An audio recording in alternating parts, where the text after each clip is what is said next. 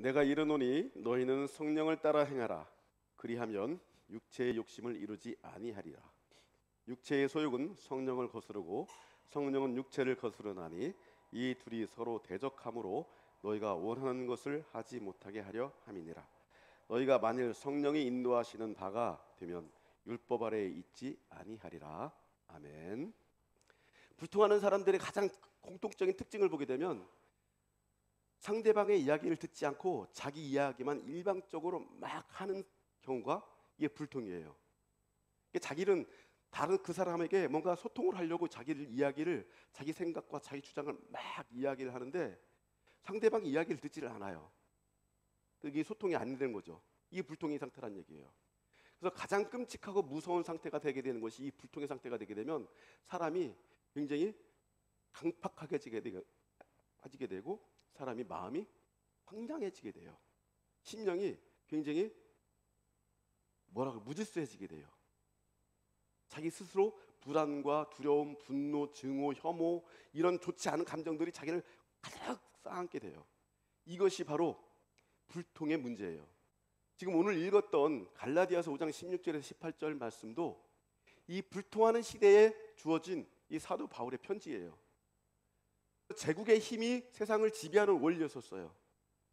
힘으로 약한 사람들을 억누르는 시대였었단 말이에요. 그렇기 때문에 소통이 될 수가 없어요. 불통의 시대였단 말이에요. 그 불통의 시대에 예수님께서 오신 거예요. 로마 제국은 로마 제국 나름대로 정치적으로 압박하고 경제적으로 압박하고 사람들 핍박하는데 또 예루살렘의 제사장 그 그룹에 있는 사람들은 종교 권력자들은 그 나름대로 로마 권력과 협력하면서 자기들의 이익을 탐하고 백성들의 삶과는 무관한 종교적인 가르침을 했다는 얘기예요. 영적으로, 육적으로, 정치적으로 숨을 쉴 수 없는 불통의 시대였었단 말이에요. 그때 예수님께서 오셔가지고 백성들이 가셔가지고 같이 밥을 먹으시면서 같이 손을 잡고 걸으시면서 그들과 함께 잠을 주무시면서 그렇게 하면서 백성들을 위로해 주셨다는 얘기예요. 불통으로 인해서 가슴이 답답하고 병들고 귀신에 사로잡히고 죽어가는 이 시대에 그 사람들과 함께 그래 내가 네 마음 안다. 얼마나 힘드니? 그래 내가 너희 집에 가서 함께 거하겠다. 나 밥 좀 다오. 예수님께서 이렇게 하셨다는 얘기예요. 늘 권위자로부터 권력자로부터 버림받고 한쪽으로 이렇게 분리되어 가지고 죄인 취급받고 비루한 취급을 받았던 이 사람들이 하나님의 아들로서 오신 예수님이 오셔서 능력을 행하신 그 예수님이 우리와 함께 하신다라고 하니까 숨통이 트이는 거예요. 숨통이. 권력자로 오신 것이 아니고 우리의 친구로 오셨어. 너무너무 기쁜 거예요. 너무너무 행복한 거예요. 하나님과 백성들 간에 직접적인 소통이 이루어진 사건이 바로 예수님이 오신 사건이란 얘기예요. 승천하실 때 내가 너희들에게 성령을 보내주겠다라고 말씀을 하십니다. 그래서 그 이후로 우리는 제사라고 하는 특별한 양식을 갖지 아니하여도 제사라고 하는 특별한 종교적 의례를 행하지 아니하여도 하나님을 이름을 부르는 그 순간 어디에서든지 어느 시간에서든지 하나님과 우리가 소통할 수 있는 그런 것이 예수님의 보내주신 그 성령을 통해서 우리에게 열렸다는 얘기입니다. 그래서 우리는 성령 받기 위한 한 방법으로 막 통성 기도를 하고 막 그래요. 뜨겁게 찬양을 하고 막 그래요. 그렇게 해서 성령이 우리 가운데 뜨겁게 임하실 때가 있어요. 맞아요. 그런데 성령은 반드시 그렇게만 임하시는 걸까요? 그렇지 않아요.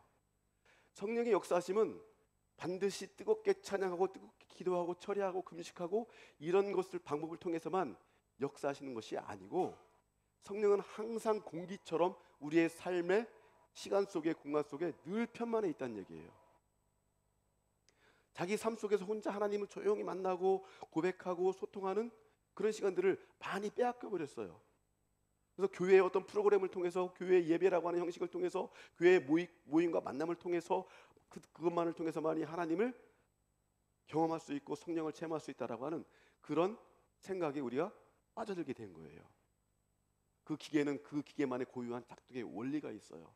이 세상이 하나님께서 다스리시고 통치하시는 통치의 원리, 작동의 원리가 있는데 그것이 바로 성령이라고 하는 거예요.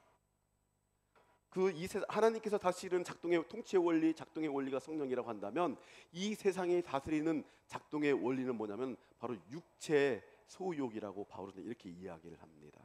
지금 이 로마가 지배하고 있는 제국주의 상황 속에서 왜 이것이 죄악이 되냐면, 육체의 욕망이 되냐면, 이 제국주의도 결국 한 나라의 큰 나라를 다스리고 있는 이 제왕이 자기의 왕권을 강화하기 위해서, 자기 나라를 부강시켜서 자기의 권력을 더 강화시키기 위해서, 이게 뭐예요? 권력의 쾌락이거든요. 권력의 쾌락. 이 권력의 쾌락을 만족시키기 위해서 약속과 국가를 침략하고 많은 사람 것을 빼앗고 도둑질하고 착취하고, 이런 일들이 정치적으로 군사적으로 일어나고 있다는 얘기입니다. 이것이 제국적 쾌락인 거예요. 이 쾌락이 지배하고 있는 이 사회는, 그래서 쾌락의 어떤 쾌락의 원리가 지배하고 있는 사회는 불통할 수밖에 없고, 그 불통으로 인해서 많은 사람들이 고통스럽고, 많은 사람들이 상처를 입고, 많은 사람들이 괴로움에 빠져서 살아갈 수밖에 없는 것이 바로 이 육체의 소욕을 따라 사는 이 쾌락의 시대라고 하는 겁니다. 이 쾌락의 시대에 예수님께서 이 육체의 소욕을 따라 살고 있는 삐뚤어진 이 인간이 지배하고 있는 이 사회에 예수님께 오셔서 성령의 역사를 일으키셨다라고 하는 거예요. 성령이 통로가 막히게 되면 육체의 소욕이 나오게 되고, 육체의 욕망이 나오게 되고, 자기 이기심이 나오게 되고, 자기 신념과 자기 의지와 자기 주장이 더 강하게 나오게 되고, 자기 말이 너무 강하게 나오게 되고, 그렇게 되니까 다른 사람하고 소통이 통로가 더 갈수록 이렇게 막혀지게 되는 거예요. 이것이 우리를 삶을 불행하게 만드는 요소들이고, 이것이 우리를 고통스럽게 만드는 것인데, 우리는 이렇게 얘기해야 됩니다. 성령은 특별한 경우에 예배를 통해서 특별하게 주어지는 은혜가 아니라, 일상적으로 우리가 하나님께 마음만 열면 언제든지 어느 때에서든지 어느 장소에든지 주시는 것이 바로 성령이다라고 하는 겁니다. 그래서 누군가 여러분에게 이렇게 물어보면은 여러분은 이렇게 대답해야 됩니다. 바빠서 하나님과 소통하는 시간이 없다 할지라도 최소한 일어날 때와 잠들 때 2번만큼이라도 한번 여러분이 성령님과 소통하는 시간을 한번 가져보시기 바랍니다. 그래서